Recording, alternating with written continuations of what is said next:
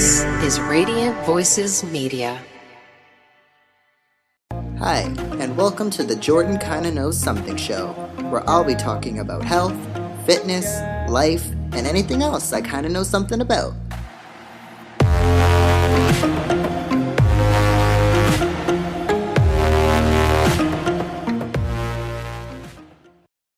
What is going on, everyone, and welcome to another episode. And I hope you all had a good weekend. I know me.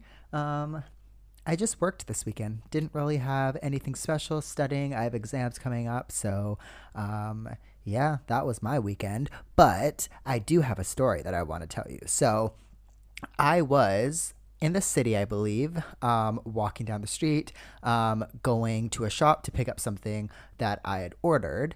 And essentially, I was walking down the street, and this guy kind of came up to me and was like, "Hey, do you shave your legs?" And I was like, "Yeah." And he's like, "Oh, they're not naturally like that?" And I'm like, "Nope." He's like, "Huh, interesting. You could be a stripper with those legs." And oh my God, you do not know how freaking excited I was when he said that to me. I don't know if you've watched Magic Mike, but those men look fine. So I was like, huh, okay. Let the ego kind of come to my head a little bit. But yeah, that was my weekend. Nothing too special other than that super exciting story. Well, it was exciting for me because I was happy for the rest of the freaking day. I think it happened in the morning. But yeah, thank you all for tuning in. And this episode today is another exciting one. I am talking with a vegan fat loss specialist. He has a 90-day vegan fat loss program that he has created, and that is super successful. He is a coach. He has modeled in the past. He has done bodybuilding in the past, triathlete. He seems like he's done it all. So today I am talking with Luckie, and we are going to be talking about vegan weight loss, muscle gain, and just common kind of misconceptions around being vegan. So I hope you all enjoy today's episode, and let's get started. Alrighty. Hello, Luckie, and welcome to the show today. Yeah, thank you for having me, man. Yeah, no worries. All right. So Luckie is a vegan fat loss expert. He has an amazing Instagram. That's kind of how I knew of him. I'm also from Vancouver, and I know you're based in Vancouver. Is that correct? Yeah. Yep. Cool. So if you don't mind, maybe introducing yourself and giving the listeners a little bit about you. Yeah, of course. So yeah, my name is Luckie Sigouin. I live in Vancouver. I'm from Quebec originally, so I'm French. I'm the founder of the Fit Vegan in 90 Days program. I help vegans get lean, tone, energized, and just thrive on plants. Right, just trying to grow the vegan movement. And I'm an Ironman competitor. I've done several sports like basketball, Spartan, bodybuilding, powerlifting, high fashion modeling. Martial arts. I have my black belt, second degree up there. I did a lot of sports. I've been in this for a really long time. I'm really passionate about it. Yeah, it's me, man. I just have a passion for helping people thrive on plants. Kind of why I do what I do. Cool. Yeah. And from the looks of it, yeah, he's done a lot. In the screen right now, I'm looking at 50 medals right behind him. So that was a lot. But I'm interested in your Fit Vegan 90-day program. Do you mind speaking a little to that and kind of what that entails? Yeah, of course. It's a full transformation package. It was created out of my passion for helping people thrive. Right, I have people in my family, like my fiance has breast cancer, and when she went vegan, it made a huge difference in her health, and it really allowed me to dive deeper into the benefits of eating plant-based. Right. I was vegan for 7 years prior to meeting her, so I was already in that world, but I really saw the impact when she went vegan with her diagnosis. Mm-hmm. And it really showed me hey, if we can get more people to do this, that maybe we can greatly reduce the risk of more people getting affected with heart disease, cancer, diabetes, and all of that. And now seeing what's on the other side when you don't take care of yourself, I really don't want people to go through that.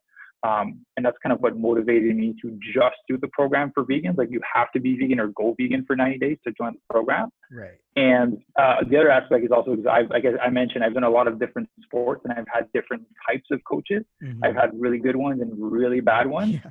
And I've built this program out of all the good and the bad experiences that I've had, and trying to offer the full package where people would be taken care of, where all the thinking would be taken out of it, where people could thrive, follow the guidelines, have all the support, the accountability that they need in order to succeed. Cool. Awesome. And you're saying that, of course, it needs to be for people that are vegan.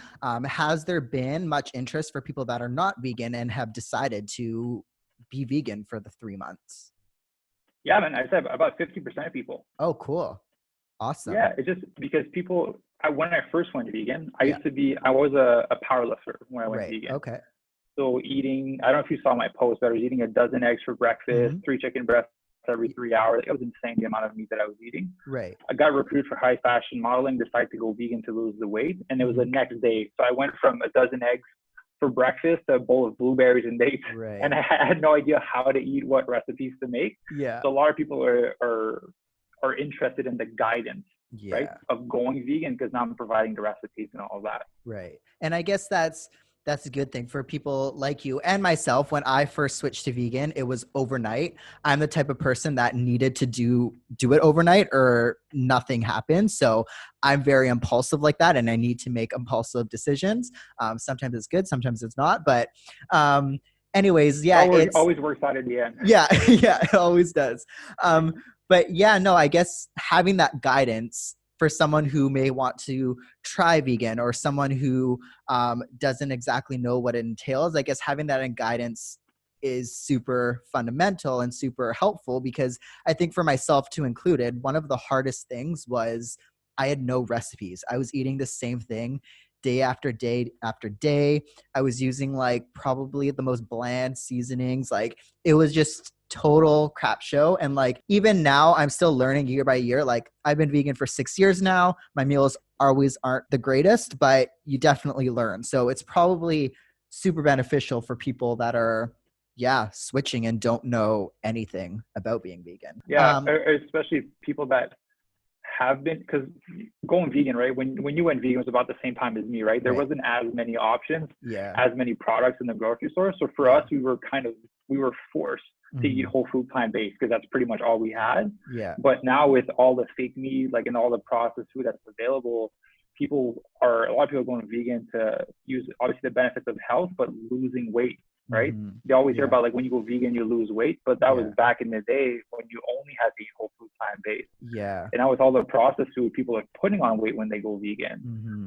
So I'm kind of trying to help those people lose the weight as well, and make them understand that, like, hey, like, fake meat, fake chicken is like, yes, you can have it, but you don't need it, and it's not the ideal either. Yeah. And is that a common thing that you see? Because I'm always super interested in that, because like you said, when I was vegan 6 years ago, we didn't have Beyond Meat. We didn't have all of these things. Whereas now you walk down the grocery aisle and you see plant-based smacked on a label. And I think some people may automatically think, oh, it's plant-based, it's healthy for you, and it's good, it's better than meat, it's better than this and that, and I'll still lose weight and whatnot. Is that a common, I guess, thing that you see? People kind of coming to that assumption? Yeah, 100%. Just because, again, any type of processed food is going to be less rich in nutrients and fiber. When you eat whole foods, like, you're not going to eat as much, because there's so many fiber, vitamins, and nutrients, your receptors in your gut. Like, hey, I have enough. I don't need to eat more. But when you're eating processed food, your body doesn't, like, it's hard for your body to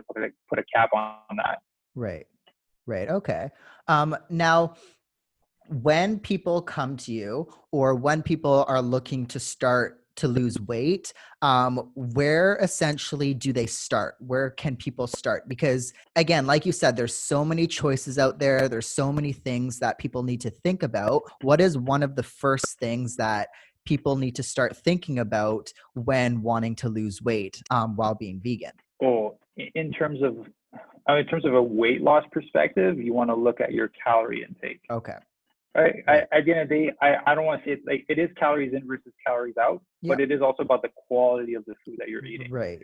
Because you can do the whole concept of calorie in versus calorie out, but you can be eating shitty food and you're going to lose weight, but you're gonna feel terrible. Right. You're not gonna sleep well. You're not gonna have high energy. Your skin's gonna be terrible. Digestion's gonna be terrible, right? So the number one thing I would say is look at calories. Make sure you're eating enough. Genuinely, the number one complaint I get is that members it's too much food when they start, because most people are under eating for the energy that they're expending with the type of life that they're living. Right. And if you're not putting enough energy in your body, you're not going to thrive. Right. That's number one. Right. And then the second thing I'd say is variety. Whole food, plant-based, and include as much variety as possible. Right. I hear often people that want to go vegan, but that are scared to be deficient in nutrients. I'm like, hey, you're eating steak and potatoes and broccoli right now. Like, you can't be more deficient than that. Right? Like, you're telling me you're going to eat a Buddha bowl with tons of veggies and brown rice and tempeh and like all that, and you're going to be nutrient deficient. So focus on variety, and you're for sure going to get more nutrients than eating chicken, potatoes, and broccoli. So that'd be the thing. Calories, variety from whole food, plant-based. Right. That's a good point about the nutrition, like eating a variety, right? I know me, that was one thing that I worried about when I first started becoming vegan, about not having the nutrients. And vitamin B12, for example, that's a vitamin that constantly is getting thrown around. Oh, well, you can't get vitamin B12 being vegan, blah, blah, blah. And I actually get a blood test yearly, just not because I'm vegan, just generally to be healthy, and to see how I am. And I'm always higher in vitamin B12 than I was when I wasn't vegan 6 years ago. And that amazes me because I don't take any vitamin B12 supplements or anything like that. And I think that's one of the arguments that gets thrown around a lot, that, oh, well, being vegan, you can't have vitamin B12 and it's super important for sustainability and things like that. So I think that's very interesting. But how can people make the switch and be sustainable? I really liked you had a post. I wrote it down actually. No one gets skinny by eating a salad, and no one gets fat by eating one donut. It was kind of like a picture, and that was super awesome. But how do people lose the weight, or how do people start to lose the weight, but focus more on sustainability versus kind of like a quick fix? The non-sexy approach of being in it for the long run. Right. Right. I'm not, and if you look at my Instagram, I'm never going to sell quick fix because it doesn't work. You're just going to put the weight back on after.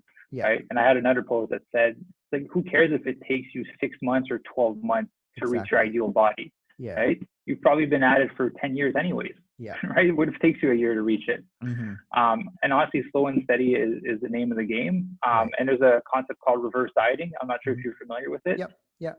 Right. That's what screws people up after they're done losing weight. Every single person that goes through my program, we do reverse dieting after. It doesn't matter if they have 100 pounds to lose or if they have 10 pounds to lose. You want to be able to keep your new low weight while increasing your food back to your maintenance calories. Because if you don't do that and you just go back to your old ways, you're just going to put the weight back on. Right. Okay. Yeah. And that's super important. I know someone back when I was in Vancouver who is now a professional bodybuilder. She got a pro card, but she was very adamant on reverse dieting, especially leading up to her prep and after her competition, because again, you achieve this kind of weight or this goal weight for competition, and then automatically, I think a lot of bodybuilders might just kind of go out and binge right after. And big time. Yeah. So she was very adamant on this whole reverse dieting. Do you mind speaking a little bit more about what reverse dieting actually is? Yeah, of course. And I just have to confirm what you just shared. I gained 50 pounds in a month after my bodybuilding show. Wow. Yeah. 50 pounds. I went from super lean to super chubby in a month. It was terrible. Wow. That was before I knew about reverse dieting. Yeah. So yeah, that stuff's real. People go out and binge. I fell asleep at the restaurant. That's how much after. Yeah. In terms of reverse dieting, it's basically the process of slowly re-increasing your food intake after you've reached your goal weight, right? The metaphor that I like to use for that is, I'm sure everyone's been camping before, has tried to start a fire, right? When you first start off your fire, you have a small flame, which is basically your metabolism at the end of a cut. Right. after you're done losing your weight. If I Right. throw a big log of wood on there, there's a good chance I'll put out the fire and it won't catch on fire, Mm. right? Right. So that's not how we make the flame bigger, by throwing a big log of wood. It's not going to work. So if Mm-hmm. you throw a smaller piece of wood in it and then another smaller pieces of wood, eventually you have time to catch on fire and it gets bigger, bigger, and bigger and bigger. And then you have a massive fire. You can throw a log of wood in there and it just burns it. Right. Right? Okay. Basically the same concept with reverse dieting. You want to throw in a little bit of food until your body adapts, catches up, grows. Mm-hmm. And eventually you're eating double your food intake from when you ended your cut and you're the same weight. And Right. some of the time, a lot of people continue losing weight while increasing their food. Right. I have Lee's who went from 184 pounds to 154 in 3 months, in 90 days, lost 30 pounds. Yeah. And she finished her cut at 1,000 calories, right? Okay. Which I don't do for everyone, but Yeah. if I do, it's not for a long time. You don't want to stay that low for that long time, Yeah. good for your body. Yeah. But now she's eating 2,000 calories, Right. so double, and Yeah. she lost an additional 5 pounds. She's now 147 pounds while doubling Okay. her food intake. Right. Okay. That's super interesting. Yeah. And I think people don't realize how much the body adapts to things and to changes. Our body's made to adapt. It's our only job. Exactly. Yeah. So that's super interesting. But I'm kind of interested on your story. And I know like behind you, you have all of those medals and things like that. How did becoming vegan, or how was you being vegan and kind of doing those sports, how did that come into play? Were there any challenges that you faced? I know you were saying that you gained a whole bunch of weight after that bodybuilding competition, but what were common challenges that you faced maybe while being vegan and post competition?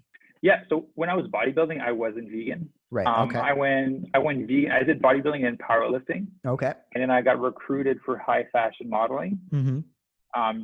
Somehow happened. An agent saw me. She's like, I Yeah. like your big chubby face. I'm sure there's something behind that. So he's like, if you lose the weight, we could do a shoot and see how it goes. Yeah. So I went on Google. I was like, all right, I'll give this a shot. I went on Google. I'm like, what's the diet that's gonna allow me to get skinny? And then vegan came up. Like, vegans are skinny and weak. Like, I don't Right. care if I'm weak. I just need to be skinny. Yeah. So I went vegan. I stopped lifting. I lost 80 pounds in a year. Mhm. Obviously, my nutrition wasn't top notch because I was new to it. I was learning. But Yeah. I felt so good that I just stuck with it. Mm-hmm. And then later on, after I was done modeling, I was able to work in like New York, Italy, Germany, LA, and then somehow I ended up in Vancouver. Right. And then I fell into endurance sports, like Okay. Spartan race, Ironman, like running races, and all of that. Yeah. And the challenge was to get enough food in. And that was my initial challenge, was getting enough food in, because it's so rich in fiber and nutrients that it's harder for your body to be able to intake that much food if you have to eat 5,000 calories a day of plants. Yeah. Yeah. Right? What about So protein? Like, I know there's this misconception around protein. I think people are eating way more, or people are thinking that they're needing way more than they actually need. How did that come into play with the diet? yeah, so you're saying if I eat 400 grams of protein, I won't gain more muscle? Yeah, exactly. The amount of time that I hear that, I have people like, just like, if I eat 300 grams of protein, I'll gain more muscle. Mm-hmm. But I'm like, if you're in a deficit by 1,000 calories, it's not going to happen no matter how much Right. protein you eat. Right. So as a general rule for myself and all my members, 0.8 to 1.2 grams per kg of body weight. Right. Okay. That's what I aim for, depending on how active they're being. Mm-hmm. Right. Okay. Right? And so I'll just calculate it for you really quickly. Right.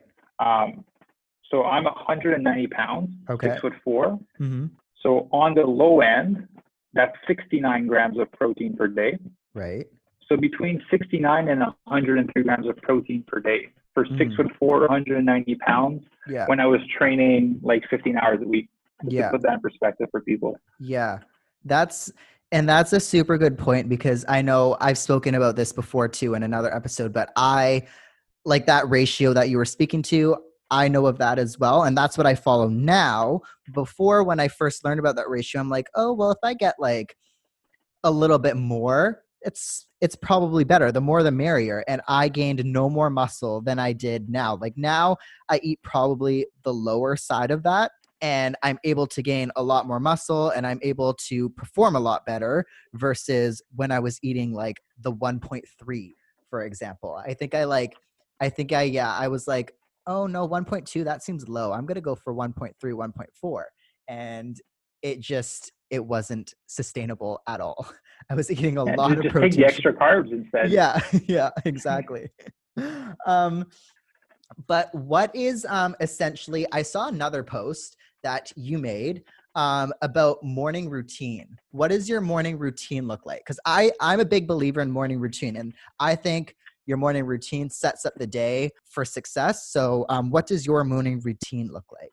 So one thing I've been doing yeah, I have the post right here. One thing I've been doing for many years now is starting the day with a cold shower, Mm-hmm. right? For several reasons. I love the cold. I'm just that weird guy that loves the cold Yeah. because I was born in Quebec in like freezing winters. Yeah. But it's just because it starts you off, like it wakes you up, first of all, and it starts off with something hard, right? You start the day with something that you don't want to do. Right. And I genuinely love the mental aspect of like, Yeah.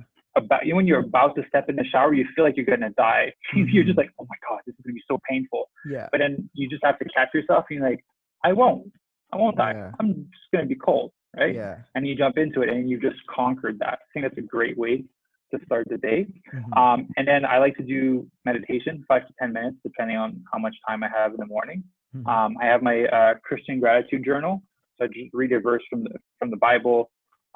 Write my lessons that I've taken from it, like who do I want to pray for the day. Right. And then I do my prayer, and then I like to have my breakfast just from there, Mm-hmm. right? Smoothie, oatmeal, depending on what I want to have that day. Right. Okay. Yeah. And I read while I have that breakfast. Right.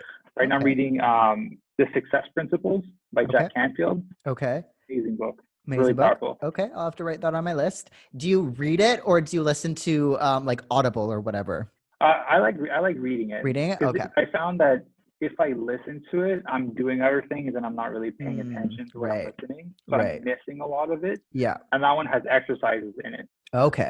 So I like to do them as well. Okay. Yeah, I'm listening to The 7 Habits of Successful People right now, I think it's called. Yeah, I have a tattoo of that. Oh, yeah? Okay. Oh. To understand. Okay. So, yeah, I guess this is audio, but I have a tattoo. It's a triangle. The meaning is to understand. And it was from when I read that book. It was a moment in my life where I was traveling and I learned that lesson. Oh, wow. You need to understand before you speak. Yeah. And it was so huge for me at the time that I got a tattoo. Oh, awesome. Cool. Yeah, it was a book that I first learned about when I was in college and didn't really pay attention to it back then. I was like, whatever. But now I'm like, oh, this is good. Different point in my life now. But I'm interested to learn about some common misconceptions that you often hear from your clients, from the public, and kind of how you respond to those. So I know before we were talking about protein, you were talking about, oh, vegans are often skinny and weak.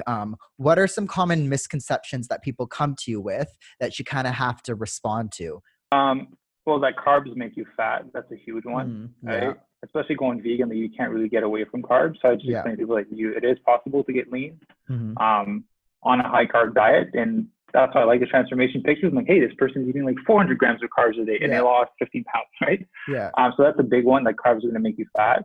And that protein sources are incomplete for vegans, that you need to combine like beans and rice. I'm like, hey, you have an amino acid pool in your body where your body pulls from when it's missing certain aminos. And they're like, oh shit, I didn't know that. That's interesting. So that kind of shifts our world, because I know that after those on the program, they're going to look at food differently. They won't look at, oh my God, I'm eating this, but it's only half of what I'm supposed to do, right? It's only half the amino acids that I'm supposed to be eating. Yeah. Your body's smart. Your body will complete it for you, right? Yeah.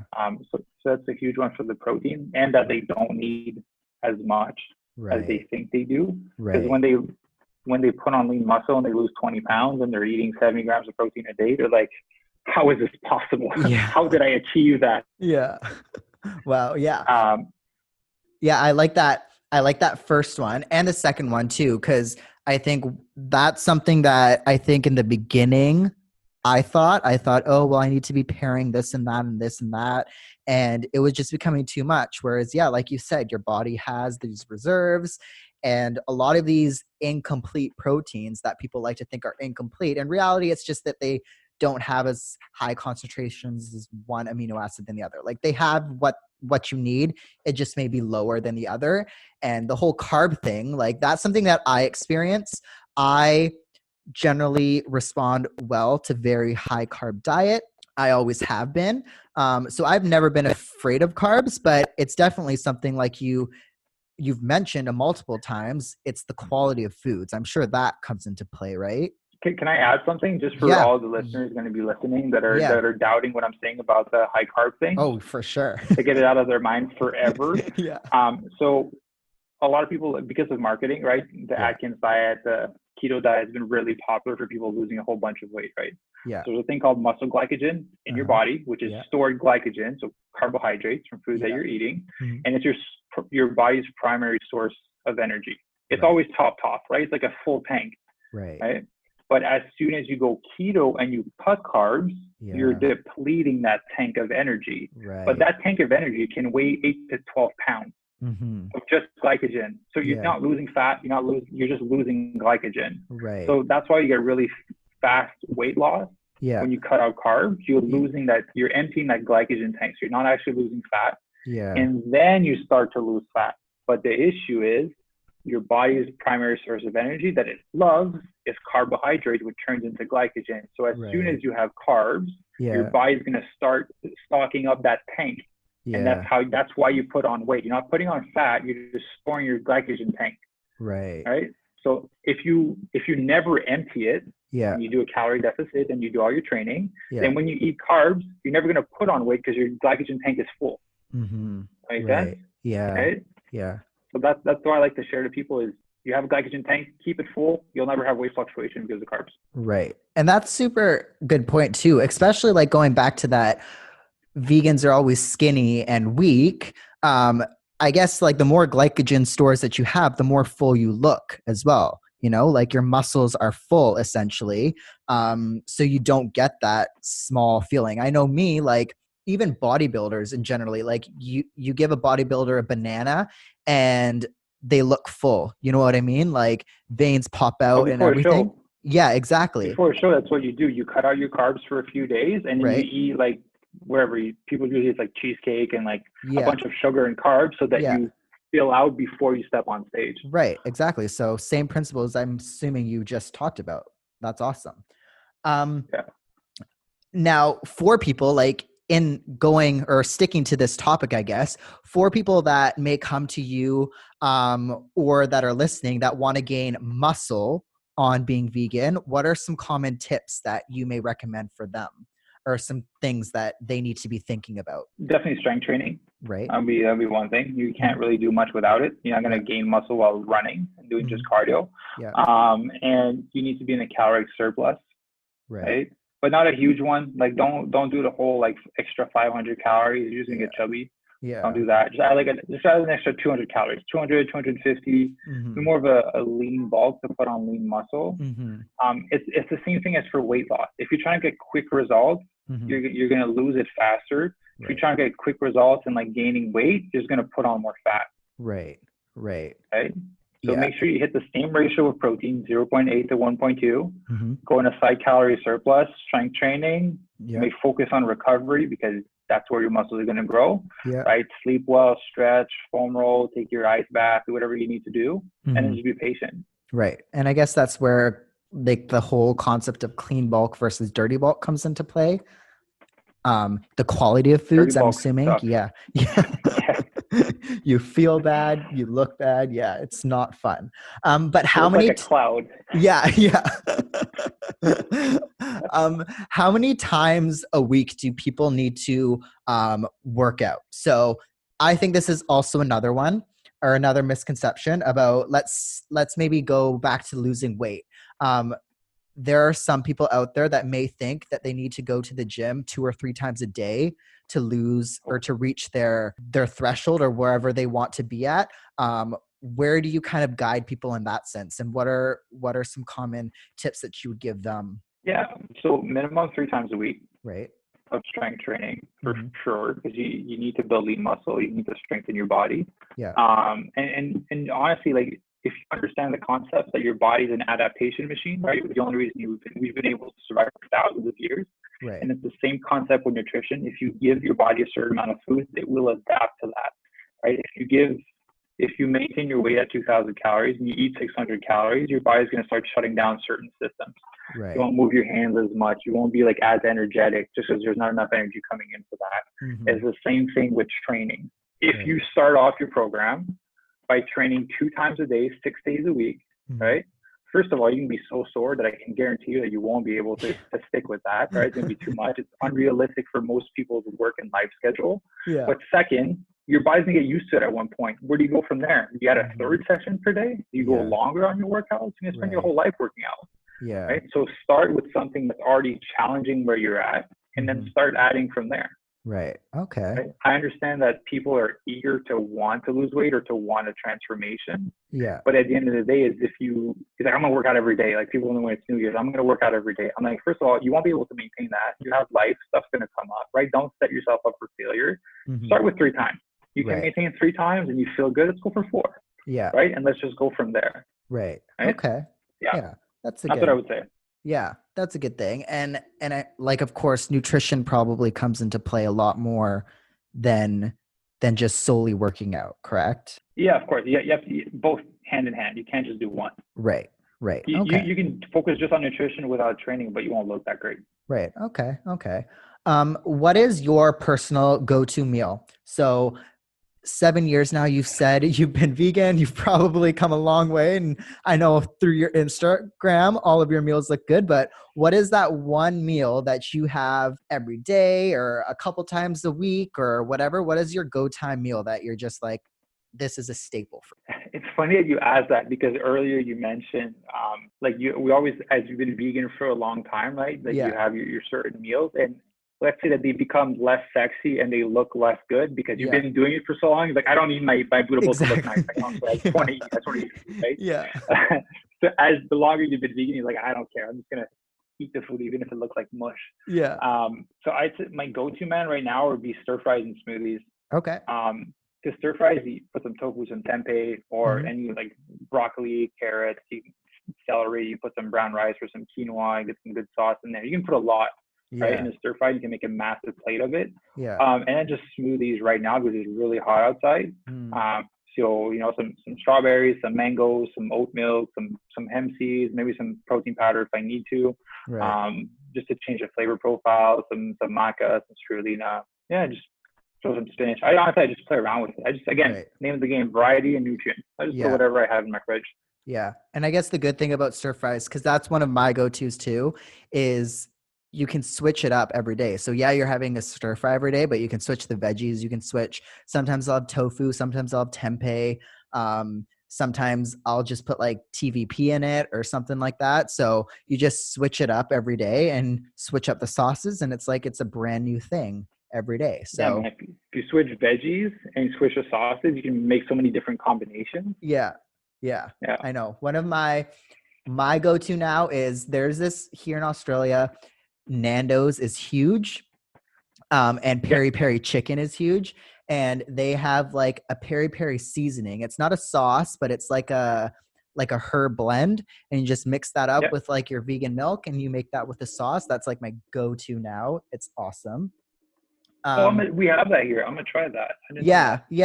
It's I know we have peri peri sauce in Canada because I got that all the time, but I've never found like it like comes in that, like, you know, the Tex-Mex or like the taco mix. It's like in a small pack like that. Yeah. So yeah, that was a good find. I'll give that a shot. I'll look for that. What's your favorite vegan protein source currently? Because that's another one. Like, again, protein is huge. People seem to think that it's super hard to get protein being vegan. What's a common staple for you? I want people to hate me for this, but tofu and tempeh would be my go-to. Like, I honestly, like, I would say that's the most prevalent one, but like lentils, chickpeas, like quinoa, brown rice, like there's protein in everything. So like it's not like I'm just going to tofu for protein. Like it's just add texture to your meal too, right? Right. Yeah. And I'm not against soy. Right. I know a lot of people are, and but there's a lot of research showing that it's phytoestrogen, right? It blocks the receptors for like the bad estrogen to come in and take place. Like for cancer patients, like obviously I looked extensively into it for her as well. Right. And it takes a spot that the bad estrogen would take for the breast. Right. So it's actually like beneficial too. Right. So yeah, tofu, tempeh. I'm a huge fan of hemp protein. Okay. Hemp protein, hemp seeds, not like the cannabis, but more like the food side of hemp, right? Nothing wrong with cannabis. CBD oil is amazing. But hemp protein is one of the most bioavailable sources of protein. Right. Beef, brown rice, pumpkin, pea protein. Like pea protein and brown rice protein is like the whey protein of the non-vegan world, right? Yeah. I worked in the supplement world for a long time. It's just because it's cheap. That's why most companies use it. Right. Yeah. What about supplements? What is a common supplement that you may take if you take supplements at all? Hemp protein powder. Right. From Okay. Organics. And well, I guess it would be considered supplements, but like maca is more like a superfood, right? I'll go like maca, spirulina, chlorella, like I'll like some moringa, some sea buckthorn berry. Like I'll play around with superfoods. I wouldn't consider them supplements just because they're not extracts of. Right. There's no way for me to buy like maca root here. I haven't found any. So I'll go more for superfoods like that. Right. Hemp protein. Are you the type of person that adds that to your smoothies and stuff? Or are you just a protein powder and water type of person? Oh no, I used to be. No. I want a smoothie. I want some veggies. I want some fruits in there. Yeah. Because hemp protein can be grainy, correct? If you grab, so there's two types of hemp protein. There's Hemp Pro 50, right, which is 50% water soluble, and there's Hemp Pro 70, which is 70% water soluble, which isn't as grainy or like chalky or chunks in there. So Hemp Pro 70 is the one that's like more water soluble. That's the one I use. Oh, I didn't know that. Okay, that's good to know. Huh, interesting. Okay. Now, finally, my final question for you is, what is your grocery list look like? What is common things or common staples that you go into the grocery store and you're like, oh, this is, I know exactly where the aisle is for this product. I get it. And what's a common, what's your common daily or grocery list or weekly grocery list? Yeah. This might sound like a stupid question, but you guys have Costco in Australia? Yes, it's not as big. That's one thing that I miss, Costco. There's like one in every state, basically. Okay. Yeah. So for like Costco frozen veggies, because I make so many smoothies and smoothie bowls, like the strawberries, the mixed berries, the blueberries, the mangoes, the cherries. I'll get some spinach, some chard, some kale, I'll get some arugula, I'll get some zucchini, I'll get some oyster mushroom. I'll get some hemp seeds, I'll get some carrots, I'll get some hummus, I'll get some oat milk, and then whatever fresh veggies there is at the market. We have one right beside our place. Okay.